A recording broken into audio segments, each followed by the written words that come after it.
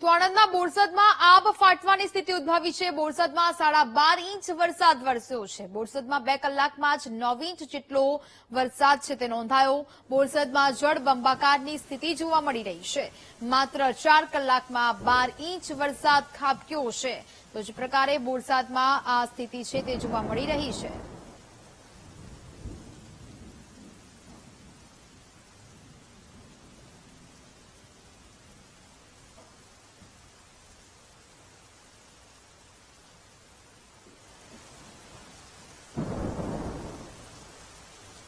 તો સંવાદદાતા ઘનશ્યામ વધુ વિગતો સાથે લાઈવ જોડાયા છે। ઘનશ્યામ, આણંદના બોરસદમાં આબ ફાટ્યાની સ્થિતિ છે તે જોવા મળી રહી છે।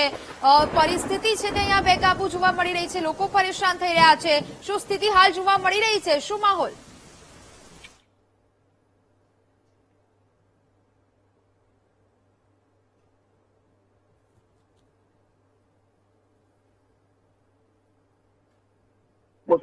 ત્યાં જે રસ્તો છે, જે હાઈવે છે, તેની ઉપર પણ પાણી ફરી વળ્યા છે। મહત્વની વાત એ છે કે બોરસદ શહેરમાં જ કહી શકાય કે માત્ર ને માત્ર 4 કલાકની અંદર 8 ઇંચ જેટલો વરસાદ ખાબક્યો હતો અને જેને લઈને જે નીચાણવાળા વિસ્તારો હોય તેમાં પાણી ભરાયા છે। હાલ જે વરસાદ છે તેનું જોર ઘટ્યું છે અને જે સ્થિતિ છે ધીરે ધીરે થાળે પડી રહી છે, પરંતુ જે ભાદરણ ગંભીરા માર્ગ છે તેની ઉપર પણ પાણી ફરી વળ્યા છે। જી બિલકુલથી ઘનશ્યામ, 4 કલાકમાં આટલો બધો વરસાદ ખાબક્યો છે। હજી પણ આગામી 4 કલાક છે તે ગુજરાત માટે ભારે ગણવામાં આવી રહ્યા છે। એટલે કે કહી શકાય હજુ પણ વરસાદ થવાની શક્યતાઓ છે તે અહીંયા જોવા મળી રહી છે।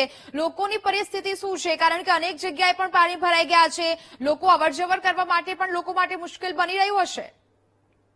ચોક્કસથી જે રીતે વરસાદ સવારથી જે શરૂ થયો છે, હાલ પણ જે વરસાદી વાતાવરણ છે તે બરાબર જામેલું છે અને કહી શકાય કે જો હવામાન ખાતાએ જે આગાહી કરી છે તે મુજબ જો મોડી સાંજ સુધી જો આવી રીતે વરસાદ ચાલુ રહેશે તો ચોક્કસથી બોરસદ તાલુકો છે, સાથે સાથે આણંદ જિલ્લો છે, તેના માટે સમસ્યાઓ સર્જાઈ શકે છે। પરંતુ હાલ જે વરસાદનું જોર છે તે ઘટ્યું છે, પરંતુ કહી પણ એવું શકાય છે વાદળો જોઈને કે વરસાદ હજુ પણ આવી શકે છે, જેને લઈને હવે તંત્ર પણ એલર્ટ થયું છે અને નીચાણવાળા જે વિસ્તારો છે તેમાંથી પાણી વહેલી તકે ઓસરે ટ્રેપના પ્રયાસો કરાઈ રહ્યા છે। જી બિલકુલ ઘનશ્યામ, વિગતો સાથે જોડાયા તે બદલ આપનો આભાર।